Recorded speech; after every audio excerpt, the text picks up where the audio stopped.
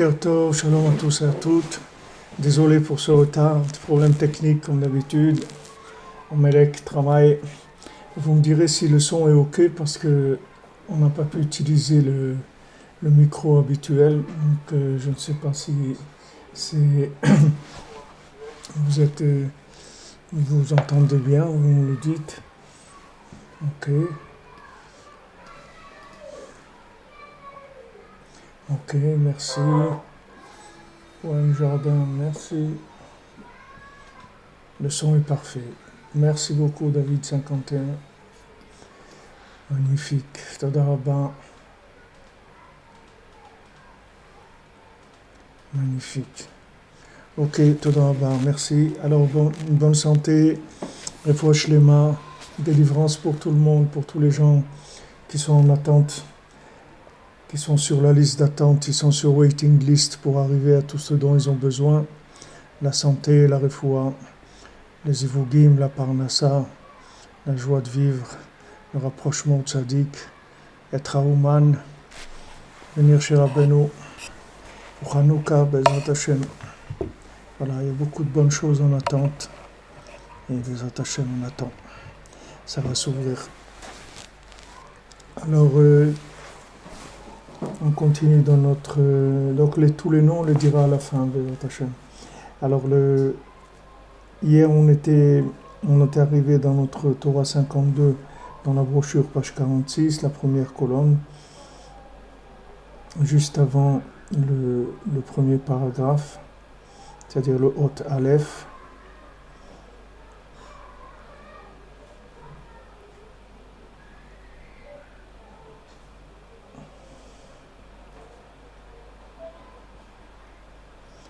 Donc, on a vu hier que Yosef, en fait, c'était l'homme, Ishacher Ruach Bo, c'était l'homme qui avait en lui le Ruach, c'est-à-dire le souffle divin, qui permet de faire le Birur Amedamé, c'est-à-dire le tri dans l'imagination. Donc, comme on a dit, on a deux images. On a l'image de ce monde et l'image qui correspond à la vision de l'autre monde. Et la seule façon de pouvoir reconnaître entre ces deux images-là, c'est d'avoir un souffle, le souffle divin qui nous fait apparaître quelle est l'image véritable et quelle est la fausse image, c'est-à-dire celle qui est dans le temps et qui disparaîtra avec le temps. Donc Yosef, c'est celui qui a ce rouach-là, ce souffle, donc lui pouvait interpréter les rêves et voir qu'est-ce qui était dans le rêve, quelle était l'application du rêve exactement.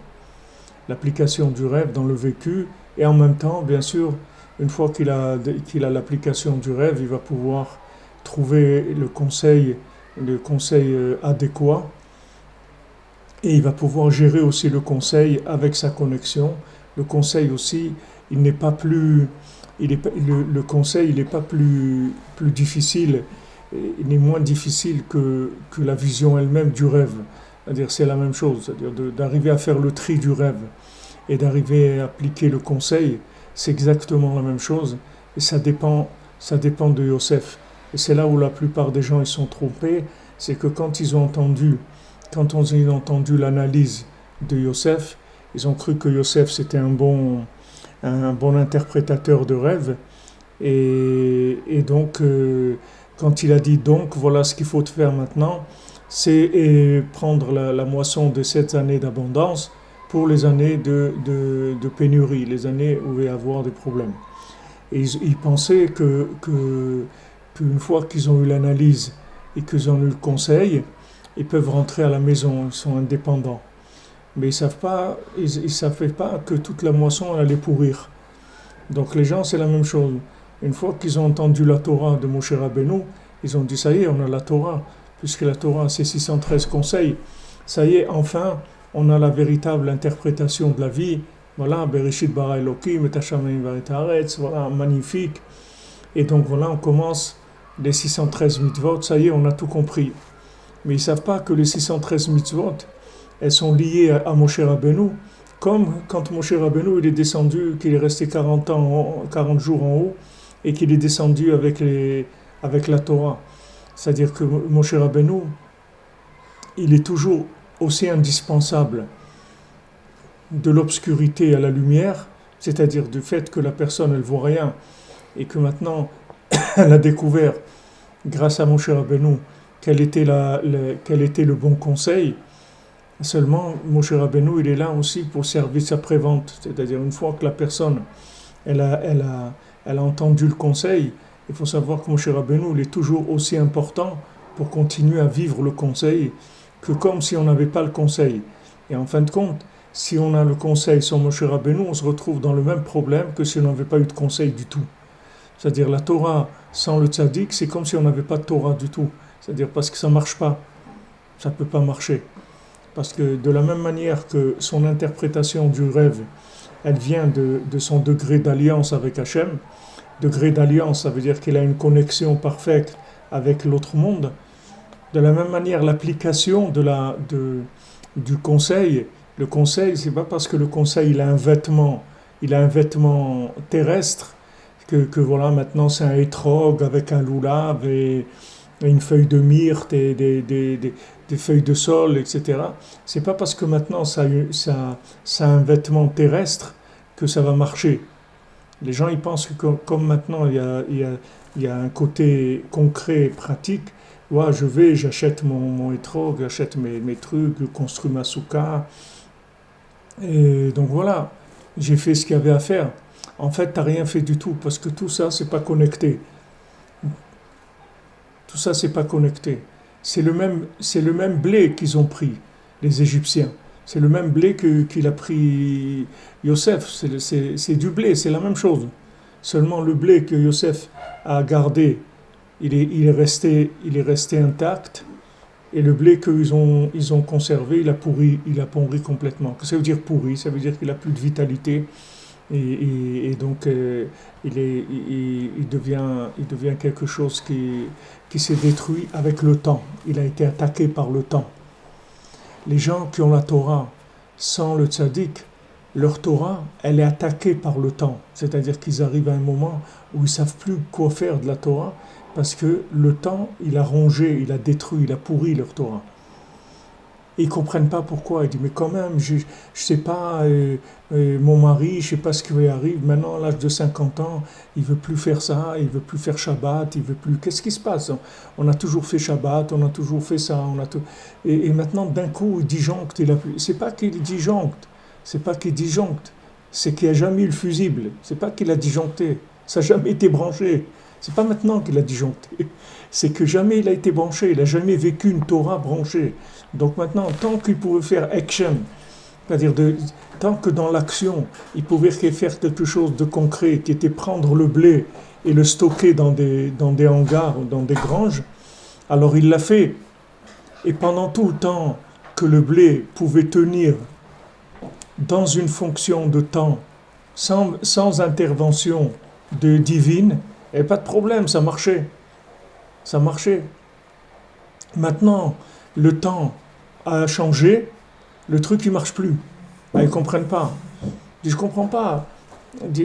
Voilà, à l'époque du Chafetz Chaim, les gens ils faisaient comme ça, et ça marchait. Et pourquoi ça ne marche plus maintenant? Pourquoi ça ne marche plus? Parce que le temps, c'est l'opposé au-dessus du temps. Et si tu n'as pas au-dessus du temps pour lutter contre le temps il te ronge. Le temps, il te détruit. Parce que le temps, il est plus fort qu'une Torah qui n'est pas connectée. Parce que le temps, il est connecté. Il est connecté à toi, à quoi? Au temps. Tandis que la Torah, elle n'a pas un rapport avec le temps. Même s'il a un vêtement temporel, qu'elle utilise des éléments temporels, mais ces éléments temporels, ils sont complètement connectés. Kol mitzvotecha emuna. Toutes les mitzvot, c'est de la emuna. Tu ne peux pas dire telle mitzvah, elle est bien et c'est bon pour la santé de manger kasher. C'est pas pour ça qu'Hachem il veut qu'on mange kasher. C'est pas parce que c'est bon pour la santé. Même si tu n'es pas bon pour la santé, si tu prends un Shabbat en hiver, tu vois la quantité de choses qu'on mange dans le Shabbat, c'est pas bon pour la santé, c'est sûr. De manger de la daf et du poisson et des chalotes à midi, de remettre ça à 3-4 heures de l'après-midi encore un autre repas, et d'avoir mangé le vendredi soir, de faire un kidouche et de manger melavé malka, il n'y a aucun diététicien qui te dira que c'est bon pour la santé. C'est pas bon du tout pour la santé, mais c'est l'ifla meord, parce que c'est de la connexion. Alors maintenant, à toi de débrouiller, à préparer ton corps toute la semaine pour qu'il puisse gérer cette chose-là, débrouille-toi. Mais c'est pas le Shabbat, c'est pas un conseil de diététicien. Un diététicien, il va te dire, mon ami, si vous voulez un régime sérieux, Shabbat, il faut serrer la ceinture, il y a pas de Shabbat. Vous ne pouvez pas manger Shabbat ces quantités-là, ou faire motzi comme ça, manger du pain 3 ou 4 fois Shabbat, c'est impossible. C'est-à-dire, ça n'a rien à voir avec le fonctionnement de ce monde. Même si ça prend une forme de ce monde. Mais ça n'a rien à voir avec ce monde. Donc maintenant, tu es en lutte. C'est-à-dire, tu viens avec des conseils, que ces conseils-là, ils sont dans ce monde, mais ils sont supposés être connectés. Et si maintenant tu viens avec ces conseils non connectés pour lutter contre les épreuves du temps, tu ne vas pas t'en sortir. Parce que le temps, lui, c'est du vrai temps. C'est pas du faux temps. C'est un vrai temps. C'est-à-dire ce qu'il y a aujourd'hui, le cannabis, CBD, HTC, ou je ne sais pas comment ils s'appellent, tous ces trucs-là, cette nouvelle drogue, comment ils appellent, Blue, je ne sais pas quoi, tous ces trucs-là, ça n'existait pas à l'époque de Vercingétorix. Il n'y avait pas de problème avec ça. Il n'y avait pas de problème. Ça n'existait pas à l'époque du Chafetz Chaim. Il n'y avait pas Internet, il n'y avait pas un gosse de 8 ou 9 ans qui se balade dans le monde entier avec un appareil, il voit des trucs, il entend des choses. Il n'y avait pas ça. Tu ne vas pas venir avec de la Torah non connectée, sans les mises à jour. Tu vas lutter contre ça, mais tu ne fais pas le poids du tout, du tout. Tu ne fais pas le poids du tout. C'est ce qui s'est passé avec Yosef Hatzadik. C'est Bédiouk, c'est exactement ça qui s'est passé. Il n'y a aucun changement, tout est pareil. Il n'y a aucune évolution. Les images, ce sont les mêmes. Ça juste, on a changé de génération, mais c'est les mêmes. Il n'y a pas de changement. Alors, ça veut dire que le conseil, c'est un habit, mais la réalité du conseil, c'est suivre celui qui le donne, le tzaddik. La réalité du conseil, c'est que c'est lui qui alimente le conseil. C'est comme si maintenant tu achètes un appareil, tu vas, ils te font la démonstration, tout, et tu arrives à la maison et tu dis, il marche pas. Et le monsieur dit, vous avez mis la prise, monsieur? Ah, mais vous m'avez pas dit. Bon, c'est vrai, vous avez raison, je vous ai pas dit. Alors mettez la prise, ça va, ça marche? Ah ben impeccable, hein, je vous remercie. Vous êtes vraiment un technicien de haut niveau, hein, c'est extraordinaire. Ouais, c'est exactement la même chose. C'est-à-dire que dans le concept, c'est impensable de pouvoir prétendre étudier la Torah, vivre la Torah sans l'attachement au tzaddik. C'est quelque chose d'impensable. C'est pas quelque chose que tu peux imaginer. Et même Rabbi Nathan, il va plus loin. En fait, il te dit que toute la Torah entière sont des conseils comment se rapprocher du tzaddik. Il va plus loin que ce que je vous dis maintenant. Il va encore plus loin, c'est-à-dire il place les choses, c'est-à-dire que tout le blé, tout le truc qu'il fallait vivre 7 ans et manger du blé et tout, c'était que pour pouvoir vivre avec Yosef Hatzadik, et que Yosef Hatzadik, il a réparé l'Égypte, et tout celui qui venait chercher à manger, il lui faisait faire la Brit Mila, Yosef Hatzadik. Tout celui qui venait chercher à manger, l'alliance, les amis, s'il n'y a pas ça, pas de manger. L'alliance, tu veux manger, c'est avec l'alliance, sinon il ne donnait pas à manger. On voit dans la faute du vaudor, c'est-à-dire Moshe Rabbeinu, il a amené la Torah, et quand il a vu que là où ils avaient été, qu'ils ont été faire le vaudor et tout, il a dit, mais ça veut dire qu'ils ont complètement déraillé, c'est-à-dire du moment où ils ont arrêté de chercher Moshe Rabbeinu, du moment où ils se sont dit Moshe Rabbeinu est mort, tout est mort. Moshe Rabbeinu leur a dit, je sais que si maintenant, Acharei Moti, si vous considérez que je suis mort, Ashret Tashritun, vous allez tout détruire, si vous considérez que je suis mort. Mais si vous considérez que le tzaddik il est vivant, alors vous aurez une Torah vivante. C'est-à-dire cette Torah-là, elle va vivre dans le temps, et elle va dominer le temps très facilement. Il n'y a aucun problème. tu pourras résister aux épreuves, tu pourras les gérer, il n'y aura aucun problème parce que ta Torah, elle va être vivante, elle va être actualisée, elle va être mise à jour tout le temps. Tout le temps. Donc on n'aura aucun problème de lutter contre les fluctuations négatives du temps. Mais si tu n'as pas ça, tu viens avec des vieux outils, là, tu viens avec quoi là? Tu m'amènes quoi? Qu'est-ce que je fasse avec ça? Tu prends un médecin qui était un super médecin et tout dans les années 50. Maintenant, tu l'amènes dans un hôpital, tu le mets chef de service et tout. Le bonhomme, il peut rien faire. Il ne sait pas ce que c'est un scanner, il ne sait pas ça, il ne sait pas faire il ne sait pas. Il sait pas. La médecine, elle vit une autre. Bien que la base de la médecine soit la même, mais maintenant, la façon de soigner les gens, de dépister les maladies, des trucs et tout, c'est autre chose complètement. Ça a complètement changé. Complètement changé, c'est un autre monde. La personne, le gars, il a beau être le plus grand médecin qui est dans les années 50, il est complètement, aujourd'hui, incapable de fonctionner s'il ne fait pas une formation de mise à jour. Donc c'est quelque chose de simple, tout le monde comprend ça. On vit dans des générations qui évoluent très très vite en plus. Très très vite, il y a des accélérations de découvertes et de choses qui vont très vite. Maintenant, tu viens avec des vieux adages et tu veux régler ça, tu ne peux pas régler ça. Donc, à l'époque de Yosef, tu vois exactement le même problème. Et quand il vient Melech Hadash après, un nouveau roi, un nouveau paro, qui ne connaît pas Yosef. Rachid te dit, il y en a qui disent qu'il ne connaissait pas du tout, et il y en a qui disent que non, il a renouvelé, c'est-à-dire il a fait des nouveaux décrets. Il y en a qui disent que c'est un roi nouveau, Mamash, et il y en a qui disent que non, c'est l'ancien, mais il a fait des nouveaux décrets, c'est-à-dire que il a travaillé en hors connexion par rapport à Yosef.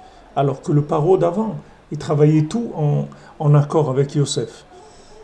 Quand Paro il a vu Yosef, il a dit c'est toi, décide, tout ce que tu dis, on le fait, c'est tout. Maintenant, il est devenu un nouveau roi qui ne connaissait pas Yosef. C'est-à-dire, il ne connaissait pas Yosef, ça veut dire, soit, nos sages nous disent, soit il ne le connaissait pas du tout, Bémet c'est un nouveau Paro, et donc il dit non, c'est le même. Seulement, il a décidé de plus fonctionner en partenariat avec Yosef, il dit non, maintenant je fais ma route et c'est tout.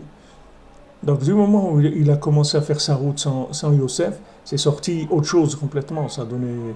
Et les Bnei Israël, qu'ils étaient déconnectés, ils sont tombés dans l'esclavage. C'est comme ça qu'il est arrivé à les rendre esclaves. Tant que Yosef était là, il n'aurait jamais pu les rendre esclaves. Parce que Yosef, il arrivait à fournir au peuple égyptien ce qu'il fallait, sans pour autant que ça cause du tort au Ham Israël. Que Ham Israël puisse faire Avodat Hashem et que Paro ne se sente pas lésé du tout. Au contraire, il se sentait bien. Donc c'est un tikkun incroyable de Yosef. C'est-à-dire le tzaddik, c'est un tikkun incroyable parce que c'est un tikkun pour la malchoute du temps. C'est-à-dire que la malchoute, le pouvoir laïque, il fonctionne de façon parfaite. Sans être lésé du tout. Hein? Sans être lésé du tout. Il n'est pas lésé. C'est pas que non. Non seulement il n'est pas lésé, mais il est bien. Il est optimisé. C'est-à-dire le système laïque, il est optimisé. C'est-à-dire ils sont heureux, les gens. Ils sont bien avec les conseils de Yosef. Et d'un autre côté, il n'y a aucune opposition entre le laïque et le religieux.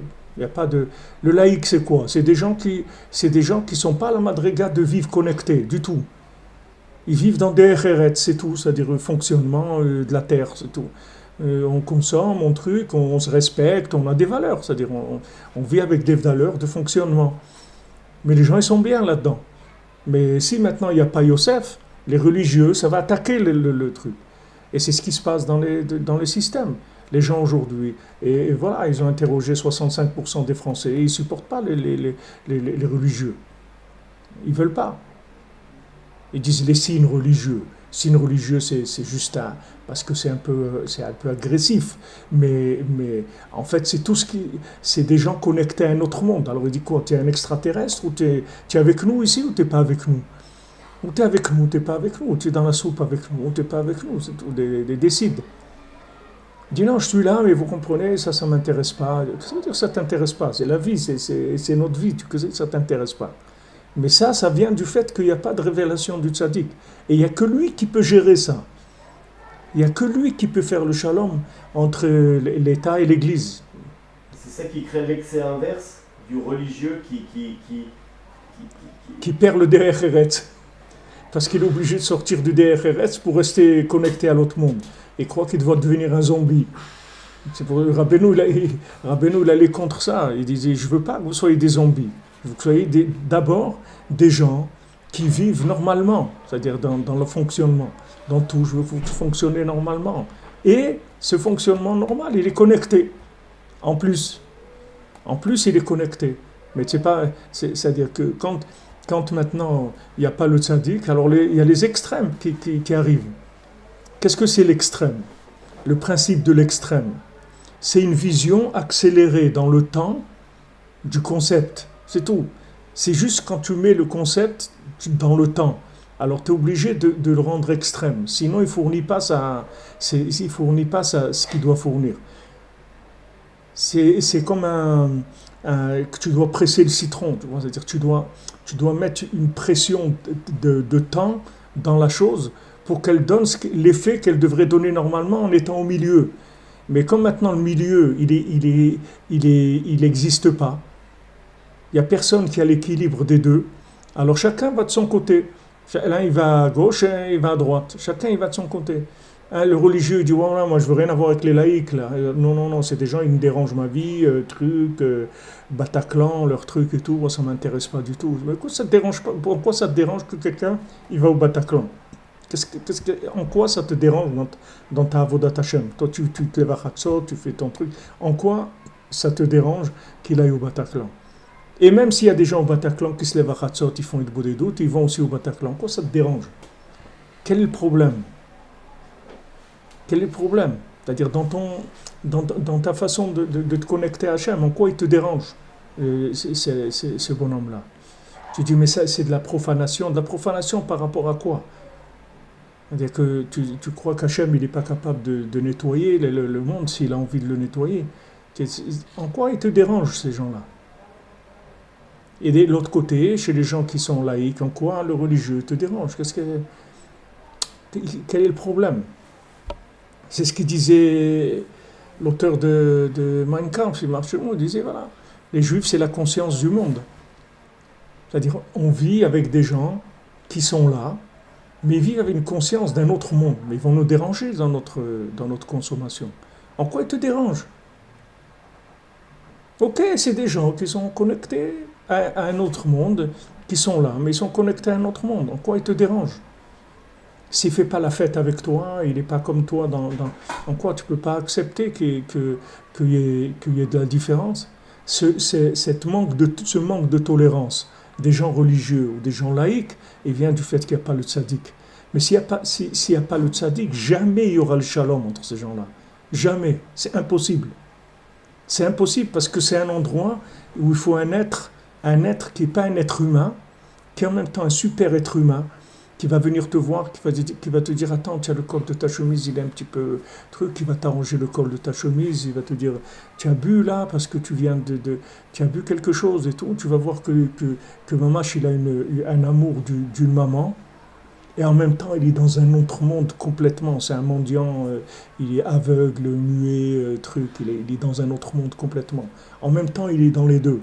Donc dans le Derech Eretz, c'est-à-dire dans le côté, si tu veux, qui est poussé à l'extrême, qui est laïque, il va donner tous les conseils qu'il faut, les gens ils vont être heureux. Et dans le côté religieux aussi, les gens ils acceptent en quoi maintenant ça te dérange pourquoi maintenant, parce que tu es religieux, tu dois avoir des habits sales? Quel rapport ça? Tu ne peux pas être religieux et te comporter normalement et parler normalement. et respecter les gens et être sympa avec quelqu'un qui est laïque, en quoi le laïque, il représente un danger pour ta religion? C'est parce que tu es à l'extrême. Pourquoi tu as été à l'extrême?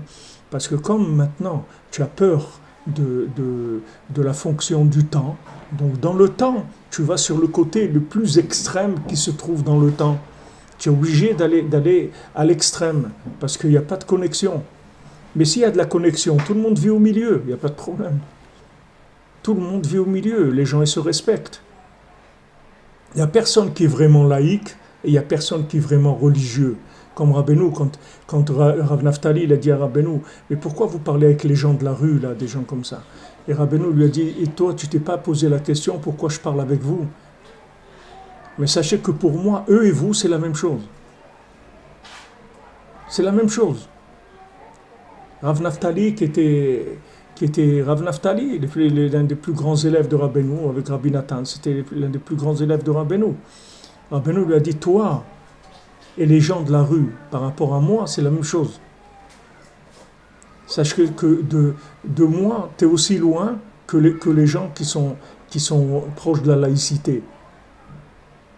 C'est-à-dire, tu prends le plus grand tzaddik qu'il y avait à l'époque, c'est-à-dire les gens qui avaient le plus compris le message divin, qui étaient les Rabbi Nathan, Rav Naftali, Rav Shmuel Isaac, Rav Aaron de Rouvre, Rav Yudel, ces gens-là qui étaient les sommités du monde. C'est des gens qui faisaient des miracles, c'est des gens qui réparaient les âmes, c'est des gens de très très haut niveau. Ces gens-là, Rabbeinu leur a dit, voilà, par rapport à moi, vous êtes comme des laïcs. C'est la même chose pour moi. C'est-à-dire, toute votre Torah, votre judaïsme, tout ce que vous avez, c'est presque nul par rapport à moi. Ça ne se voit pas. C'est-à-dire, moi, je ne vois aucune différence entre vous et des gens laïcs. Il n'y a aucune différence. Parce que s'il vient prendre le rébé sur le côté religieux, il ne peut pas s'approcher de lui, tu comprends? Tout le côté qu'on peut se rapprocher du tzaddik, c'est par le côté humain qu'on peut se rapprocher de lui. Mais si tu veux te rapprocher de lui par le côté où il est tzaddik, jamais tu vas le trouver. Il te brûle, tu ne peux pas t'approcher de ce côté-là. Puisque ce n'est pas un homme dans ce côté-là, il n'est pas humain. Il est en dehors du temps complètement. C'est pour ça que le mendiant, quand ils lui ont dit on vient avec toi, il dit il n'est pas question que vous veniez avec moi, du tout. Quand ils ont rencontré le mendiant aveugle. Et c'est super, tu nous as donné du pain et tout.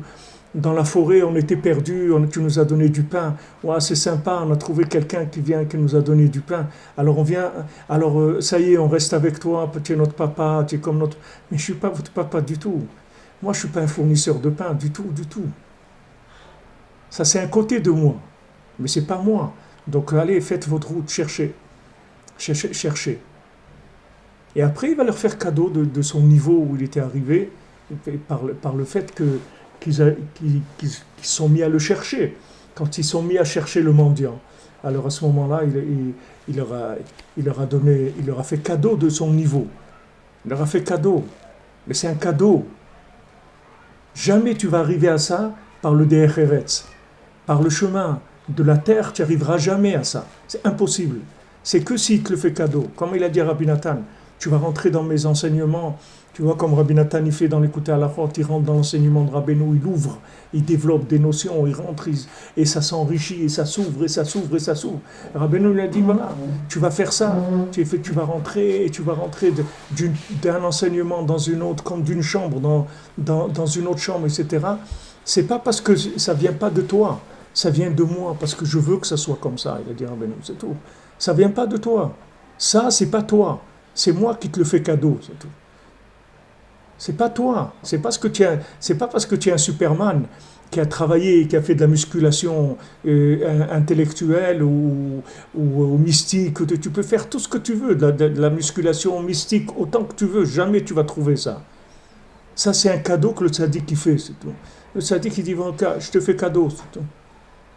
Je te fais cadeau. Et s'il ne fait pas cadeau, il n'y a rien. Comme dans les Haouman, si le tzaddik ne te fait pas cadeau, jamais tu vas arriver à trouver un truc comment tu vas aller à Haouman. Il n'y a personne dans ce monde. Tu prends dans le DRRS, dans la laïcité, ou même dans la religion laïque, dans le côté religieux qui est en fait laïque, et aussi, peut-être il est plus laïque que le laïc lui-même, parce que le laïc, il respecte la terre. C'est le religieux qui n'est pas connecté, ni respecte la religion, parce qu'il ne sait même pas ce que c'est, ni respecte la terre, parce qu'il fuit la laïcité. Il dit, non, non, c'est pas bon. Elle est pire parce que le laïc, il fonctionne dans le système. Il a un fonctionnement des références. L'autre, il a ni ça, ni ça. Le pauvre, c'est lui qui est dans. Mais comment tu vas trouver qu'il faut aller à Ouman et tu vas aller faire Tikkun HaKlali à Ouman? Qu'est-ce que tu vas aller faire en Ukraine, dans un endroit comme ça? C'est pour ça que les gens disent, mais c'est mieux amener Rabbi Nachman en Israël, c'est tout, comme ça. Ils veulent le rentrer dans le musée juif. Ils veulent rentrer dans le musée juif, c'est-à-dire ils veulent le sortir de cette dimension-là. De cette dimension qui justement, ça frappe à chaque fois dans la tête. Pourquoi la base de la réparation de toute l'humanité, elle doit se trouver en Ukraine, dans un endroit aussi pourri que ça, aussi loin de toutes les valeurs morales, etc. Pourquoi c'est là qu'il est? Mais c'est là où il est. Moshe Rabbeinu est enterré en face de Beth Peor. Il est enterré en face de la maison de Péor, qui était la pire des Avodah Zarah qu'il y avait. La pire des idolâtries, il est en face, juste là, en face. Le Rabbeinu s'est mis dans le ventre de Amalek, dans le ventre du communisme, dans le ventre de Amalek, pour réparer le monde. Et c'est là où il habite, le sadique. Ça ne le dérange pas du tout. Non seulement ça ne le dérange pas, mais c'est Amalek que ça dérange. Parce que de là-bas, il répare tout le monde. Maintenant, ça, dans la logique, ça met un coup dans la logique. Quand quelqu'un il voit que pour se réparer, il faut aller dans un endroit que, au point de vue laïcité, c'est-à-dire fonctionnement extérieur, il est complètement dehors de tout, c'est-à-dire que c'est un truc qui a rien à voir. Il n'y a rien à voir. Les gens ils te disent, mais qu'est-ce qu'il y a là-bas? Il n'y a rien, il n'y a rien. Il n'y a rien. Tu sais pourquoi il n'y a rien? Parce qu'il y a tout. C'est le mendiant, c'est-à-dire que c'est vrai qu'il n'y a rien. C'est-à-dire ce mendiant, il se trouve dans l'anti-religion du monde. Il se trouve dans l'endroit le plus anti-religieux qui peut exister dans le monde. C'est de là-bas, ils ont anéanti le judaïsme. Il n'y avait pas ni Brit Mila, ni Kashrut, ni rien. C'était interdit. C'est-à-dire dans cet endroit, qui est l'endroit le plus anti-religieux du monde, c'est là-bas où il habite le mendiant religieux. Il habite là-bas. Et il te dit, tu crois que moi, je suis pas religieux parce que j'habite dans un endroit qui est pas... Mais moi, je suis la racine de toute la religion qui peut exister dans le monde. Et voilà, et il commence. Et voilà, regarde celui-là, il est venu chez moi, regarde comment il est devenu, regarde ça. Et il va commencer à te faire comme le mendiant, il va te raconter tout ce qu'il fait dans cet endroit-là, que apparemment c'est l'opposé. Voilà, notre ami Stéphane Brasil était avec le fils de sa compagne là-bas à Oman, et tu vois comment ce jeune-là il est content et fait Tikkun HaKlali là-bas. Quel rapport? C'est-à-dire comment tu viens d'un monde, tu vas dans un autre, comment tu te sens bien? Qu'est-ce que tu sens là-bas? Tu te trouves dans quelque chose que dans l'apparence il n'y a rien, c'est pas qu'il n'y a rien, il y a pire que rien. C'est-à-dire c'est de la destruction. Et c'est là où il s'installe, le mendiant. Le mendiant qui répare le monde, il s'installe à cet endroit-là. Et c'est de là qu'il va réparer le monde. Alors dans la logique, tu ne peux pas comprendre ça. C'est pour ça que c'est un cadeau. C'est-à-dire que le rapprochement, c'est un cadeau, parce qu'il y a un moment où tu es aveuglé, tu passes au-delà de questions, etc. Tu ne te poses plus de questions et tu y vas. Et les questions, elles t'arrêtent plus, et tu y vas. Mais ça, c'est un cadeau, c'est parce que le tzaddik te le fait cadeau. Mais si c'était de toi, que tu sois religieux ou que tu sois laïque, ça ne change rien. Des deux côtés, tu n'as aucune raison d'aller là-bas. Si tu es religieux, tu n'as aucune raison, comme ils disent les religieux, tous les anti-Ouman, ouais, tu es Eretz Israël, pourquoi tu sors d'Eretz Israël? Il a raison. Et celui qui est laïque, qui te dit qu'est-ce que vous nous embêtez, nous Shabbat, on a envie d'aller à la plage et de faire des barbecues, il a raison aussi. Il n'a pas de religion. Pourquoi tu veux tu veux sans la religion, tu veux l'enfermer le Shabbat? Mais c'est cruel. C'est cruel. Si maintenant il a compris quelque chose, ok, d'accord, mais il n'a rien compris, il ne sait même pas de quoi tu parles. Il ne sait pas de quoi tu parles. Laisse-le au moins kiffer son Shabbat, aller à la plage et trucs. Il ne sait pas que ça existe. De toute façon, il ne sera pas jugé parce qu'il ne sait pas que ça existe. Donc laisse-le tranquille. Et toi, en tant que religieux, ne commence pas à dire, ouais, mais ici, je comprends pas, il y a là quand même la tombe d'Avraham Avinu à Hébron. À Hébron, on a la tombe d'Avraham Avinu. Vous n'allez pas dire quand même que Rabbi Nachman, c'est plus que Abraham Avinu.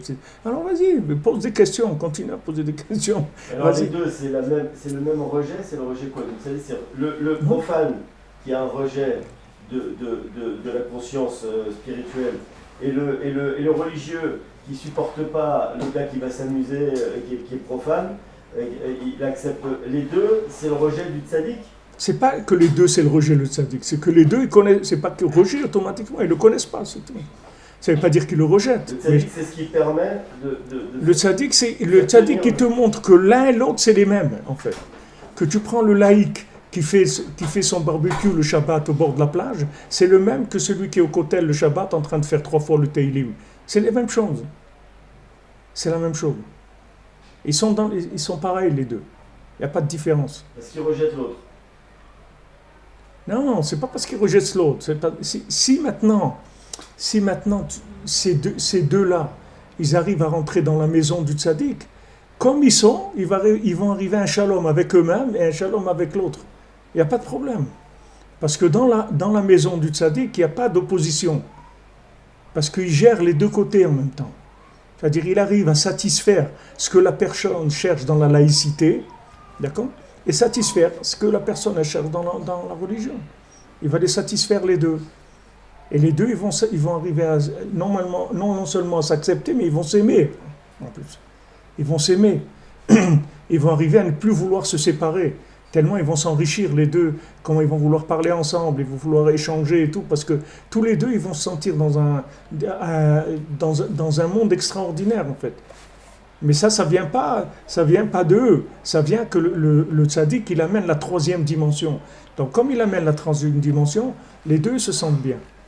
Ils n'ont plus de problème. Mais il faut faire attention de pas rentrer le tzaddik dans une logique. Parce qu'il n'y a pas de logique du tzaddik. Le tzaddik, il n'est pas logique du tout, du tout. Tu ne peux pas comprendre ce qu'il fait. Tu ne peux pas te comprendre. Par exemple, à Simchat Torah, Rabbeinu, il sortait les religieux de chez lui. C'est-à-dire tous les élèves et tout, Simchat Torah, ils ne venaient pas chez Rabbeinu. Il les mettait dehors, et il faisait Simchat Torah qu'avec les gens de la ville, pas avec les élèves. Tous les élèves, il leur disait de ne pas venir. Et ils dansaient Simchat Torah toute la journée, Rabbeinu passait avec eux. Il était mécarev autant, il ne se préoccupait que d'eux, il était que avec eux. Et tu vois, Baruch Hashem, tu vois aujourd'hui que ce soit des gens laïcs, que ce soit des gens musulmans, que ce soit des gens chrétiens, que ce soit des gens bouddhistes, n'importe, tout le monde aime Rabbeinu. Il ne voit pas en Rabbeinu un opposant à sa croyance à lui, où il est maintenant. Sa croyance, c'est une forme de manifestation d'une image d'Hachem. Maintenant, chez lui, ça se manifeste par du judaïsme, ça se manifeste par du christianisme, de l'islam, par n'importe quoi. Dans le Derech Eretz, ça se manifeste par de la musique, par du cannabis, par de l'art, par de la nourriture, par ce que tu veux, par la chasse, par la pêche, par ce que tu veux. Ce que la personne elle cherche dans la religion, quelqu'un il va le trouver dans Jimi Hendrix, c'est la même chose, c'est le même sentiment qu'il a. C'est juste là, c'est dans la laïcité, c'est-à-dire dans de l'idolâtrie de choses de ce monde. Et l'autre, il a une connexion à un autre niveau, mais il n'a pas la connexion, il n'a pas trouvé la connexion. La connexion, c'est Yosef. Ani Yosef, c'est tout. Ça répond à tout. Celui qui arrive à Ani Yosef, il a tout. Il a tout. Et donc, tu vois bien que dans le message de Rabbeinu, tout le monde se sent bien. Parce que il n'y a aucune sensation d'exclusion. Mais il faut faire attention, c'est-à-dire que le religieux, si tu veux, le religieux Breslev, il ne présente pas Breslev dans une exclusivité de sa conception à lui religieuse, parce que c'est faux. Si quelqu'un il dit Rabbi Nachman, voilà, moi j'ai compris et tout, les gens ils n'ont rien compris, c'est ça, alors là il est sorti. Il faut savoir que Rabbi Nachman il te sert à toi le menu que tu aimes, et celui qui va venir après, il va lui servir autre chose. Il va te servir des spaghettis, des trucs, il va lui servir du poisson grillé, l'autre donne ça, il va servir à chacun là où il se trouve comment il va arriver à le rapprocher? Il y a le mendiant aveugle. Si ça dérange. Hein? Dis-moi, ce sera des Non, mais tu es au régime maintenant, t'as oublié. Un peu. Un petit peu, ok. Alors, les 7 mendiants, c'est qu'il va se présenter sous un angle différent. Ou le Baal Tfila, il va venir, il va aller chez ceux qui ont décidé que la vie c'est l'argent, ou la vie c'est le crime, ou la vie c'est la musique, ou la vie c'est la sagesse de la philosophie, ou la vie c'est les soins du corps, de manger des choses raffinées pour que le corps il soit pas pollué par les choses nauséabondes de ce monde. Tous ces gens-là, le Baal Tfila, il les réunit à tous. Il réunit tous ces gens-là, c'est-à-dire il va satisfaire le besoin de tous ces gens-là. Mais Yosef, il se trouve à l'endroit qui est le centre, c'est-à-dire au croisement de tous les chemins. Et automatiquement, il donne de l'équilibre. Et il te donne de la tolérance. Il donne de la tolérance. Les Breslevers, la définition même des Breslevers, tu voyais au Man, c'était la tolérance. C'était la tolérance. Il n'y avait pas de truc de faire des remontrances à qui que ce soit. Il y avait un Breslever, ils lui ont dit pourquoi il avait un voisin qui transgressait Shabbat et tout. Il dit mais pourquoi tu ne lui parles pas un peu et tout. Tu ne lui dis pas de. Et il dit mais j'ai jamais vu, je ne savais pas qu'il transgressait Shabbat. Je n'ai jamais remarqué. Ça faisait des années c'était son voisin. Il n'a jamais remarqué. Parce qu'il ne voyait pas le mal, il ne se rendait pas compte. Il ne se rendait pas compte, il n'y avait pas cette case dans sa tête de voir les défauts de quelqu'un. Ce n'est pas quelque chose qui existait. Les gens, ils s'occupaient de leur vie et s'ils pouvaient aider quelqu'un, ils l'aidaient, et puis c'est tout. Ils n'allaient pas plus loin que ça. Ils n'allaient pas chercher à juger le niveau de religiosité de la personne ou de laïcité de la personne. Ça ne t'intéressait pas, ils n'étaient pas là-dedans du tout. Rabbeinu, il te sort de ce système-là. Parce que ce système-là, en fin de compte, c'est un système de Esav. Le système de Esav, c'est celui qui ne croit pas dans l'autre monde.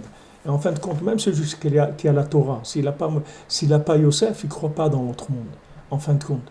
Parce que s'il croyait dans l'autre monde, ça se verrait dans son attitude. Premièrement, l'argent. Premièrement. Quelqu'un qui croit dans l'autre monde, il a un rapport avec l'argent complètement différent de tous les individus. Complètement. L'argent, c'est rien du tout pour lui.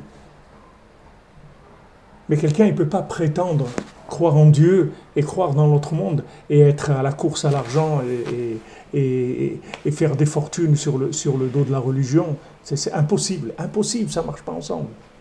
Ça ne marche pas, ça ne peut pas aller ensemble. Celui qui aime l'argent, ça veut dire qu'il fonctionne dans un système de laïcité, dans sa vision des choses. Même s'il a une apparence religieuse, mais en fait, il fonctionne dans un système de laïcité parce qu'il a peur du manque, il a peur qu'il va manquer de ça, il a peur qu'il n'aura pas ça. Et tout ça, ça vient du manque de connexion. Les gens connectés, ils n'ont pas peur du lendemain. Le lendemain, Hachem, il recrée le monde comme il a créé aujourd'hui. Donc, il n'y a pas... Le Baal Shem Tov, il donne son argent à la tzedaka avant d'aller dormir parce que non seulement il n'a pas peur du lendemain, mais il va à la découverte d'Hachem dans le lendemain, avec le nouveau message d'Hachem, la nouvelle conscience d'Hachem. Donc c'est une autre vie complètement, c'est une autre façon de voir les choses, complètement. Et Béhémet, Yosef, s'il n'y avait pas eu ce clash-là dans le rapport entre les Shvatim et Yosef, parce que ça a clashé du côté religieux, c'est pas du côté laïque que ça a clashé. Le côté laïque, il a reconnu, mais c'est que ça a clashé du côté religieux. Et le Baal Shem Tov, il a dit, le Mashiach, il aura le plus de problèmes, c'est avec les religieux, c'est pas avec les laïcs. Les laïcs, ils vont accepter Mashiach tout de suite, mais les religieux, ils auront des problèmes. Il va avoir des problèmes avec eux. Parce que du moment où c'est religieux, mais c'est dans un système, quand il va venir, il va commencer à bouger le système, les religieux ne vont pas être d'accord. Comme le Baal Shem Tov lui-même, quand il est venu, ils n'ont pas accepté. Qui est-ce qui ne l'a pas accepté? Ce n'est pas les gens laïcs, c'est les gens religieux qui ne l'ont pas accepté. On dit c'est quoi cette Torah-là, de la Chassidoute, les trucs et tout. Ils n'étaient pas d'accord du tout avec sa façon de voir les choses. Pas du tout. Il y a eu la haine, il y a eu des guerres, il y a eu de l'opposition, etc. Parce qu'il venait renouveler le concept de la Torah pour l'adapter à la période. Quand Rabbi Shimon Bar Yochai il est venu, comme c'est écrit dans la Kabbalah. C'est la venue du Mashiach. C'est la venue du Mashiach. Rabbi Shimon Bar Yochai, le Zohar, c'est le début de la Géoula. Puisqu'il dit Bezohar Daifkon Megaluta, c'est-à-dire avec ce Zohar, ils vont sortir de la Galoute. C'est le début, quand Rabbi Shimon Bar Yochai, il est venu, c'est le début de la Géoula. C'est-à-dire, c'est le début de la connexion, de la Torah connectée. Moshe Rabbeinu, c'est la Torah non connectée. C'est la Torah la Torah dans le fonctionnement, dans son côté fonctionnel, c'est tout. Mais c'est pas de la Torah connectée. La Torah elle-même que Moshe Rabbeinu l'a enseignée, c'est pas connecté. Tu dis voilà, tu fais comme ça et tu fais comme ça. Pourquoi? Parce qu'il faut faire comme ça, c'est tout. Mais il n'y a pas de connexion. Et Rabbi Shimon, c'est le début de la connexion de la Torah à l'autre monde. Quand il va te dire qu'est-ce que c'est un loulav, Rabbi Shimon Bar Yochai, tu vas aller courir acheter un loulav et un étrog, parce que tu vas voir qu'est-ce que ça fait, qu'est-ce que ça fait dans les mondes, comment ça éloigne les mauvais esprits, là, ça fait comme ça révèle le nom d'Hachem dans les... Tu vas voir qu'est-ce que le Zohar il te dit, qu'est-ce qui se passe quand tu fais le loulav. Alors tout de suite tu vas courir. Et ça veut dire qu'Hachem il a décidé de dévoiler un petit peu ce qu'il y a derrière le côté fonctionnel de la Torah. Avant, il n'y avait pas besoin pour faire. Non, avant, non. Les gens, ils n'avaient pas besoin. Ils étaient dans le côté laïque qu'ils avaient, ils avaient déjà trouvé la présence divine dans la laïcité. C'est-à-dire, ils avaient pu trouver avec la laïcité la présence divine et donc sortir, comme Avraham Avinu, de l'idolâtrie pour aller vers Hachem. Ils n'avaient pas besoin. Mais le Zohar, il est venu, parce que ça y est, Hachem, il a vu que la Torah elle-même, sans les secrets, ça n'allait pas marcher. Donc il a amené le Zohar. Mais le Zohar aussi, c'était pas encore nomenclaturé, c'était juste des notions comme ça. Et il est venu à la Rizal, il a classé, c'est-à-dire il en a fait une chokhmah de la Kabbalah, c'est-à-dire il a enseigné la Kabbalah. Après, il est venu Baal Shem Tov, c'est encore un autre niveau que le Zohar et la Kabbalah, un autre niveau de révélation du Zohar et de la Kabbalah. Et après, il est venu Rabbeinu, il a amené la Torah d'Atikas Sima, c'est-à-dire il a sorti tout l'intérieur de la Torah, c'est-à-dire c'est pour Emasiot, c'est-à-dire c'est une autre dimension complètement.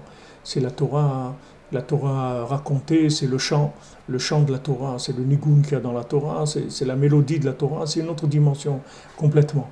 Mais tu vois qu'il y a eu des oppositions à ces gens-là, tout le temps. Il y a eu des oppositions parce que, par définition, le système conservateur, il s'oppose à ces esprits nouveaux. Il ne veut pas ça. Puisque les gens ils sont bien comme ils sont, pourquoi on va aller emmener quelqu'un qui va les changer? Pour avoir quelqu'un qui va commencer à remettre en question leur façon de voir les choses. Ils n'ont pas envie, les gens. Ils ont un système, ça y est, leur système il est comme il est. Ils ne veulent pas avancer. Donc il vient et il révolutionne. Tu vois, Rabbeinu, il révolutionne tout. Rabbeinu, il a tout chamboulé. Et en premier lieu, la chassidoute. Rabbeinu, il a éclaté toute la chassidoute. Il a dit, il n'y a plus de rabbi, c'est le principe du rabbi, ça n'existe plus. C'est fini. Moi, c'est Moshe Rabbeinu, il n'y a plus personne. Fini. C'est Moshe qui revient de façon parfaite, c'est-à-dire l'âme de Moshe de façon parfaite. Donc il n'y a plus de notion de rabbi, ça n'existe plus. Le seul rabbi qu'il y a, c'est Rabbi Nachman, c'est tout. Il n'y a pas d'autre rabbi. C'est Moshe Rabbeinu. Et tout le système, il l'a mis par terre. Pour ça qu'il y a eu beaucoup d'opposition aussi. Parce que tout le système aussi, le Rabbeinu, il a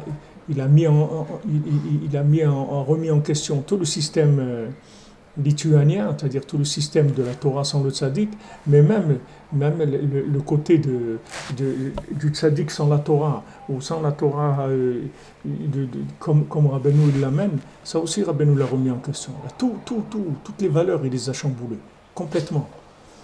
Donc il y a eu de l'opposition de tous les côtés. Cette Torah-là, elle amène de l'opposition, on ne peut pas faire autrement. Jusqu'à ce que il y a une évolution, et si tu prends par exemple si tu prends Ouman, dans l'année, tu vas voir que la plupart des gens qui viennent à Ouman, c'est pas des gens religieux. C'est pas des gens religieux. La plupart des gens qui vont à Ouman dans l'année, c'est pas des gens religieux. Mais ils ressentent le message de Rabbi Nachman de façon beaucoup plus claire. Comme Paro, il a ressenti beaucoup plus que les frères de Yosef, puisque les frères de Yosef, ils ont voulu le tuer, et Paro lui a donné les clés de son royaume. Donc tu vois que lui, il a reconnu la grandeur de Yosef. Il a vu que c'était un homme qui est surdimensionné, qui était rien à voir avec le genre humain normal. Du côté religieux, il les empêche de se figer, et du côté laïque, il les empêche de se perdre. Ouais. Et lui, il se trouve, c'est-à-dire lui, il fait le shalom.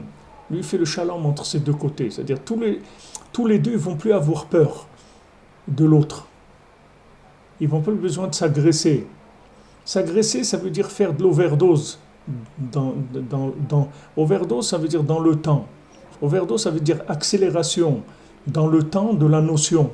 C'est-à-dire que tu prends plus de cette notion-là dans le temps parce que tu as peur. Tu as peur d'être remis en question, tu as peur que l'autre te pose un problème par rapport à tes croyances. Donc tu augmentes dans le temps, tu vas vers l'extrémisme. Mais si maintenant tu es bien dans ta peau, il n'y a personne dans le monde qui va te déranger, qu'il soit plus religieux, moins religieux. Personne, au contraire, de tout le monde, tu vas pouvoir apprendre et tu vas pouvoir échanger, puisque chacun il a une richesse dans la façon de voir les choses, même si quelqu'un il est laïque. Dans le laïque, il a quelque chose, il a sa faction de voir. C'est pas parce qu'il est laïque que c'est un fou. C'est pas parce qu'il est laïque qu'il vaut rien du tout. Ça n'a aucun rapport.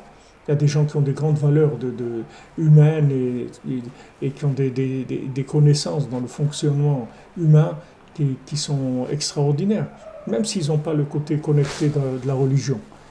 Mais dans leur chorma de développement, ils ont des choses qui peuvent être extrêmement intéressantes et enrichissantes pour un religieux, pour un non-religieux, pour tout le monde. C'est-à-dire, après on échange, c'est tout, on n'a plus ce problème-là.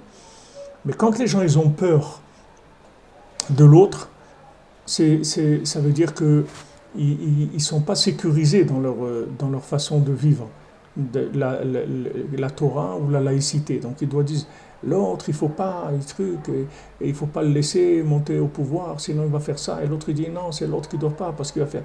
Ils ont peur de l'autre.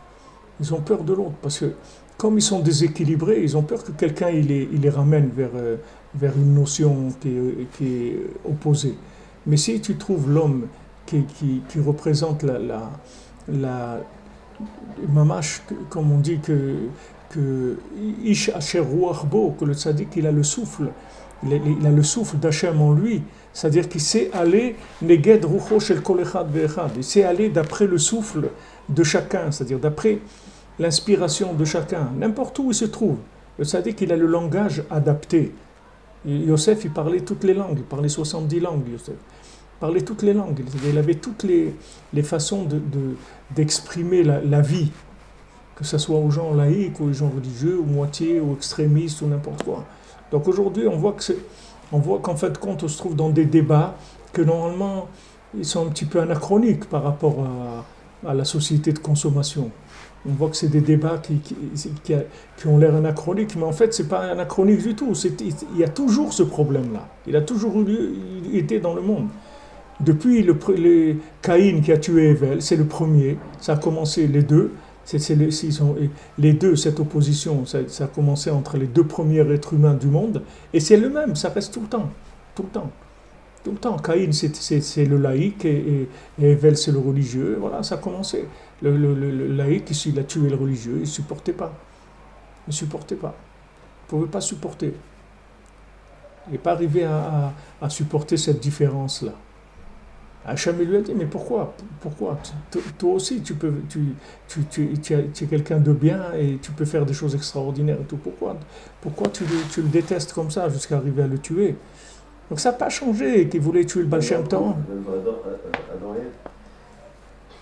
Oui, bon, ça c'est un niveau déjà plus intime, plus profond, mais c'est au niveau de l'humanité. Tu vois que depuis le début, il y a ce problème-là. Aujourd'hui, tu parles de laïcité et religion, mais c'est la même chose, Caïn et Evel, c'est le même problème. Un, il ne supporte pas l'autre parce qu'il a peur qu'il va le déranger. Mais ne te dérange pas. En quoi le laïc, il te dérange quand tu pries, tu fais ta vie? Fais ta vie, c'est tout.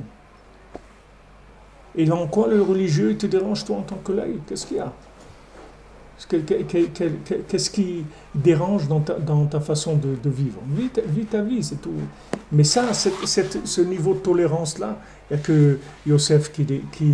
Donc c'est lui qui nourrit, c'est pour ça que c'est lui qui nourrit le monde. C'est lui que Paro lui dit, il n'y a pas une personne qui lèvera le pied ou la main sans toi. C'est-à-dire c'est toi qui décideras de tout ce qui va se passer.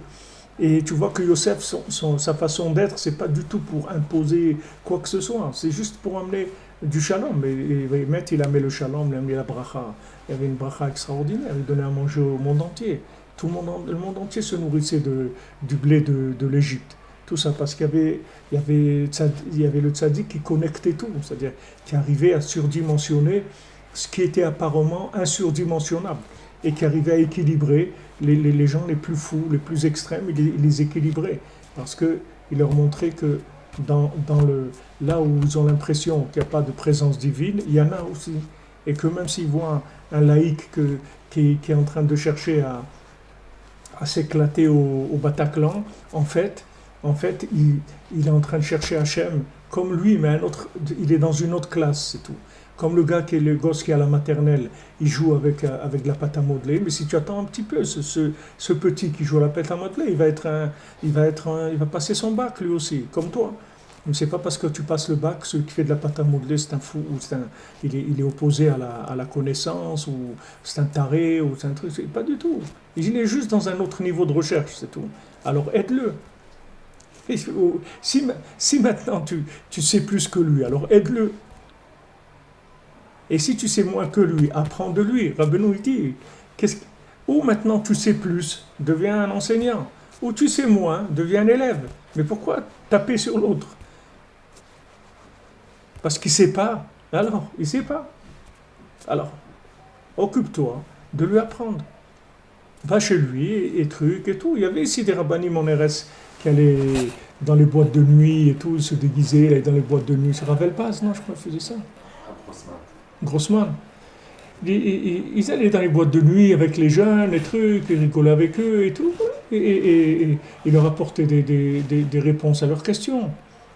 Parce que ces gens-là qui vont dans les boîtes de nuit, il ne va pas dans les boîtes de nuit parce qu'il y a quelqu'un qui cherche le mal. C'est quelqu'un qui cherche le plaisir, il n'a pas de méthode. Il ne sait pas comment on fait. Alors tu lui apprends. Si maintenant tu dis que tu es quelqu'un qui sait, alors enseigne. Et si tu ne sais pas, deviens un élève. Mais la guerre, il n'y a pas de raison. Il n'y a pas de raison. Elle n'a pas de raison d'être. Voilà, Bezat Hashem, Be'atzlacha, les amis, une bonne journée.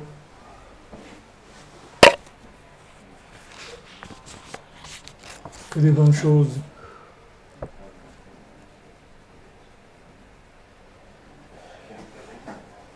Non, il n'y a pas de personnes qui n'ont rien à faire pour eux, les amis, ça n'existe pas. Tant que quelqu'un est vivant, c'est qu'on peut l'aider à se rapprocher d'Hachem. Sinon, Hachem, il ne le laisse pas dans ce monde. Hachem, il ne le laisse pas dans ce monde, les amis. Donc, il n'y a personne qui... Il n'y a pas d'Iyush. Rabbeinu l'a dit, En shum Iyush bo'am klal. Le désespoir n'existe pas. Il n'y a pas à se désespérer sur personne, ni sur nous-mêmes, ni sur les autres.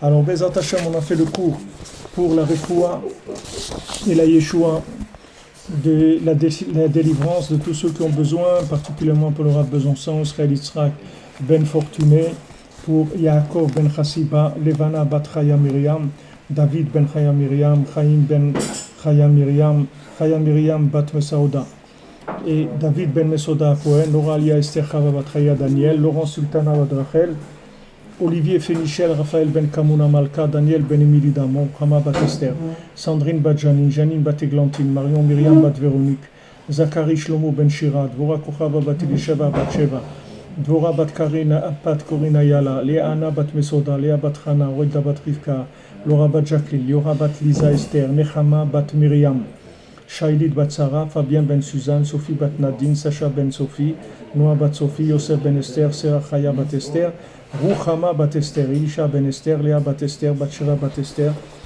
Roselyne Shoshana Bat Liliane Rachel, Rachamim Ben Ruth, Sipora Bat Chaya Kamra, Rekia Bat Rachma, Rebecca Daniel Bat Yvette Esther Rachel, Shirael Bat Rachel, Shalom Ben Moshe Ben Shabbat, Simon Gershon Bat Israël, Itamar Ben Hélène Dalia, Esther bat Tata, Yonatan Yehuda ben Bettina Simcha, Irène bat Rachel, Simcha Janine Juliette bat Jemoun Kochava, Aviv ben Tsaala, Rachel bat Anne-Marie, Yaakov ben Abraham, Shimon ben Brigitte Zohar, Yonatan Yitzhak David ben Marlène Malka, Yosef Yitzhak Nachman ben Emouna, Rachel bat Sarah, Yaakov ben Mikael, Lisa Emouna bat Rina, Orei Chava Huguette bat Micheline Rachel Rose, Bruno Mikael ben Nelly Kamissa, Ginette Fanny Sarah bat Ren Nenet Sultana, Nathalie Shoshana bat Kemuna, Dina bat Sarah, Shmuel Mordechai Shalom ben Ruth, Anna Simcha Zahera bat Ruth, David ben Lucien Dvora, Sylvie bat Esther, Esther bat Chassiba, Ivan Alexander ben Yehuda, Léa Teila Ariela bat Tzipora, Doron Yitzhak ben Chaya Riba, Shai Bart Claude ben Céline, Sarah Juliette, Lucien Dvora bat Rosa, Benjamin ben Lucien Dvora, Angèle bat Louise, Chaya Kamra bat Joua, Charles Elie Gez, Sharazad bat Rekia, Rekia bat Rekia, Olivier Mangin,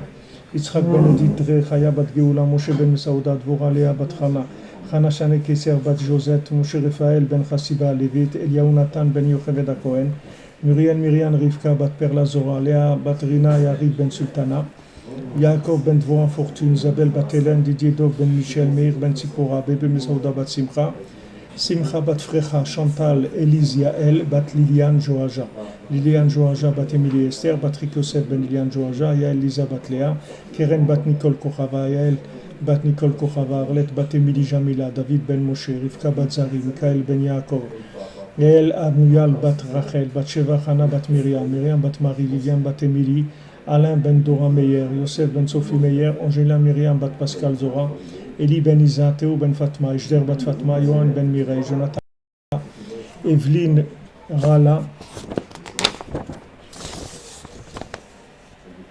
Yaakov ben Yochanan, Aaron ben Yochanan, Yochanan ben Edmond, Ruth bat Marie-Cécile, Naomi bat Ruth, Adassa bat Ruth, Sarah bat Ruth, Rachel bat Ruth, et pour l'élévation de l'âme de Edmond ben Georges, Kevin ben Yochanan, Chaim ben Yaakov, Germaine Rachel bat Émilie, Yoshua David Hiert, Yvette bat Eugénie, Angèle bat Louise, Meir Marvin ben Chamoucha Cohen, Marcel Roger ben Marie Mathilde, Maurice Ashkenazi, Moshe ben Esther, David ben Shlomo, Isaac ben Frédérica, Elitman, Gourfinkel, Jean ben Marcel et Isaac, Prosper Messaoud ben Sultana, Jacques Yaakov ben Abraham, Myriam Mireille bat Louise Aziza, Sylvie Léonie bat Micheline, Élise Estelle, Muriel Marie Myriam bat Déborah Fortuné, Dvir Yehuda ben Yoav et Rachel Shura, Irène bat Rachel, Francis ben Carmel, Albert Avraham Rabbi ben Marie Waknin, Pessar ben Herman, Sérar bat Sarah Doré, Myriam Janine bat Chava, Israël Grisolet, Yvette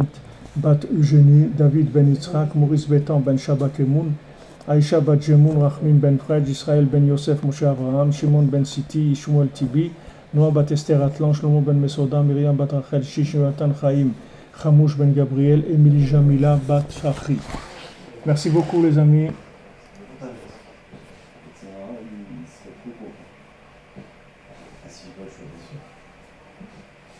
Que des bonnes nouvelles. Merci d'être là, merci de votre soutien, votre aide. C'est grâce à vous qu'on peut fonctionner. Tous ceux qui peuvent aider, nous aider Rabbeinu, nous aider, c'est aider Rabbeinu. C'est ce qu'on cherche à diffuser et le mieux qu'on puisse. Là, on doit mettre de l'internet un peu plus rapide. On va essayer. Bezrat Hashem. Que des bonnes nouvelles. Merci pour tout.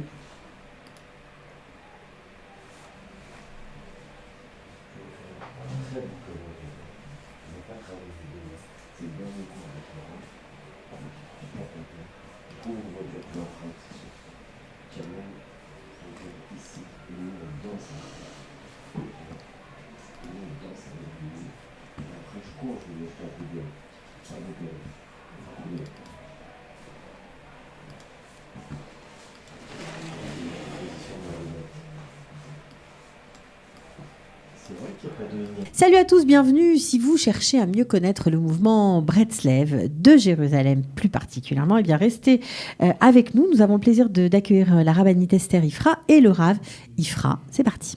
De la générosité, des talents et du cœur, c'est la sauce du jour sur studioqualita.com.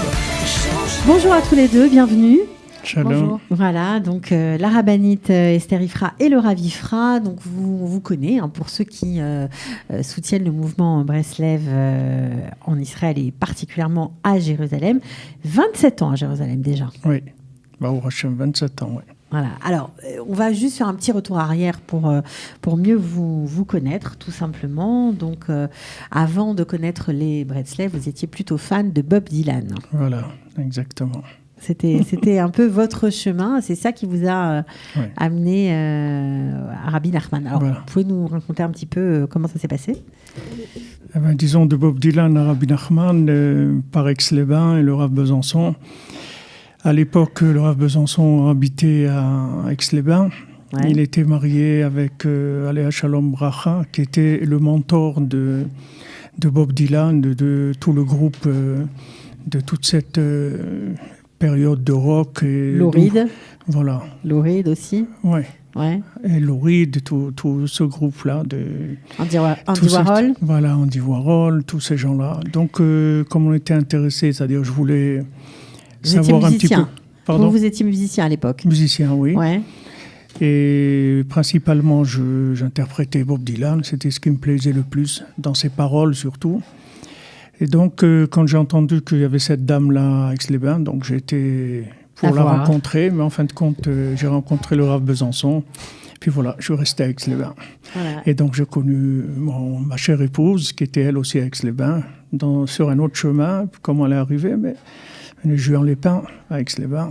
Et voilà, on a D'accord, démarré. Donc finalement, Bob Dylan voilà, s'est évanoui dans la nature. En tout cas, pour vous, ça avait beaucoup moins d'importance une fois que vous avez été mis en contact grâce au Rav Besançon avec les enseignements de Rabbeinu, comme on dit. Voilà. Ok, alors, vous auriez pu continuer à vendre des livres ou à diffuser sa pensée, donner des cours, mais vous avez décidé de monter un site internet en 2002 qui s'appelle breslev.fr. Pourquoi ? Disons que la venue de l'Internet, pour moi, ça a été un signe messianique. J'ai vu dans cet outil-là ce qui allait permettre la communication. Comme Rabbi Nachman nous apprend que le principal, c'est la communication entre les individus, entre la personne et Hachem. Le principal, c'est la communication. Donc là, on avait un outil extraordinaire qui nous permettait d'arriver chez des gens qui, pour une raison ou pour une autre, ne pourraient jamais, même pas aller dans une librairie ou aller dans un cours ou se déplacer. Et là, il suffit qu'ils cliquent et voilà, il y a un cours, il y a un suivi, on est là, on les suit aussi par WhatsApp ou mail ou en direct, puisque nos cours sont en live avec aussi une possibilité de poser des questions par chat et on répond. Donc c'est devenu quelque chose de vivant, d'extraordinaire. Dès le départ, j'ai compris ça. Au départ, la force d'Internet. Ouais. Ouais. J'ai vu que c'était l'outil qui allait permettre d'amener une parole à des millions de gens en quelques secondes, quoi. Mm-hmm. Donc, alors, votre cours, évidemment, vous le donnez en chair en os. Hein, j'ai donné l'adresse, 10 rue Méacharim. On peut dire un peu le centre... 110, pardon. Ouais. Rue Méacharim, c'est un peu le centre Breslev de Jérusalem. Oui. Mais vous avez quand même 5000 vues sur YouTube tous les jours. Donc, c'est pas mal du tout. Vous avez beaucoup d'abonnés, alors de tout ordre, hein, des religieux, pas religieux, des juifs, des non-juifs, des musulmans, il y a de tout. Oui. Rabbi Nachman dit je suis venu pour tout le monde. C'est-à-dire il faut avoir un message qui soit le plus ouvert possible et le plus large. Ouais. Ça fait pas grincer un peu des dents à Jérusalem, ce genre de message ? Ça peut faire grincer les dents, mais bon, qu'est-ce que vous voulez ? Comme on dit, on peut pas plaire à tout le monde. Ouais. Nous, on est là pour essayer d'être le plus authentique dans la transmission de la pensée de Rabbi Nachman. Et quand on voit les résultats, on voit que, Baruch Hashem, c'est vraiment ça qu'il faut faire. Mmh. C'est ce que vous vous attelez à faire. Alors, votre femme ici présente, la rabbinite Esther Ifra, alors vous, c'est plutôt, ce qui vous importe, c'est d'aider les femmes, notamment dans leurs difficultés quotidiennes. Oui, le public féminin, et dans leur couple. Parce qu'il faut comprendre qu'une femme Breslev, c'est pas un homme au féminin, un homme Breslev au féminin. Il faut qu'elle ait ses conseils à elle et sa voie à suivre. Et c'est un peu flou. C'est-à-dire que quand on parle de Breslev, on parle beaucoup de Ibodedou, de Chatzot, d'une avoda d'homme. Et Et donc, je me suis dit qu'il fallait enseigner comment être une femme Breslev. Alors vous, ce qui vous a beaucoup aidé, c'est l'écouter Tfilot. C'est ça qui vous a fait rentrer dans l'univers de Rabbi Nachman. L'écouter Tfilot, c'est en fait à partir des enseignements du Rabbi Nachman, écrit par son élève Nathan. Voilà, si je ne me trompe pas. Il a rédigé des Tfilot pour mettre en pratique les enseignements du Rabbi. Et donc, vous, c'est ça qui vous a parlé. Pourquoi ? Pas exactement. C'est-à-dire que je me suis reconnue dedans. Voilà. J'ai fait tchouva à l'âge de 13 ans. Donc, j'ai cherché ma voie, j'ai cherché le sens de l'existence et je ne l'ai pas trouvé. Par des messages d'Hachem qu'il fallait se lier à lui pour retrouver un sens dans la vie. Le livre que je cherchais, parce que je me disais, il doit exister un livre qui n'est pas le Sidour, qui n'est pas les Teilim, mais qui est l'épanche. Je dis qu'il fallait le mettre au service du peuple d'Israël, en français en tout cas, et je l'ai traduit. Donc évidemment, tous les deux, vous êtes, on va dire, très souvent à Ouman. Je crois que vous y passez... la moitié du temps. La moitié de l'année. De votre d'y être. C'est important d'y être, si vous voulez, c'est le point de départ. C'est le point de départ de la vie en général, puisque Rabbi Nachman est en connexion avec le monde. Et le plus grand bureau de Aliyah qui existe au monde, c'est Ouman. Il y a de nombreuses années. En 1989. Voilà, c'est ça. Voilà, c'était le premier voyage où les habitants d'Israël, sans exception. Alors, il parle d'Ouman. Moi aussi, j'ai été touchée par la flamme Breslev, par le feu de Rabbeinu. Et on va à Ouman chez Rabbi Nachman, on se sent pris en main. D'ailleurs, lui, il dit ça, c'est mon but. C'est mon but. Je ne le fais pas pour la finance du tout, comme aujourd'hui, il y a tellement de... Le mois de décembre, je crois. Oui, du 19 au 23. Voilà. Avec plusieurs options pour tous les personnes qui veulent pour faire le tour des tzadikim. Voilà. Vous passez à Ouman, d'avoir un complexe, on va dire. On est déjà, voilà, on va voir tout de suite le projet quand il sera terminé. On le voit en image, un super bâtiment, plusieurs étages, c'est un complexe, quoi. Ouais. Immense. Combien de mètres carrés ? À peu près 5000 mètres carrés. Où il va se trouver ? Il se trouve à 50 mètres de la tombe de Rabbi Nachman. 50 mètres de la tombe de Rabbi Nachman. Alors là, on le voit carrément, les étages qui sortent de terre. Je crois que vous avez déjà construit 4 étages. Bon, pas l'intérieur, mais en tout cas, la structure est déjà... Oui. Alors, un projet qui coûte une fortune, j'imagine. Oui, plusieurs millions d'euros.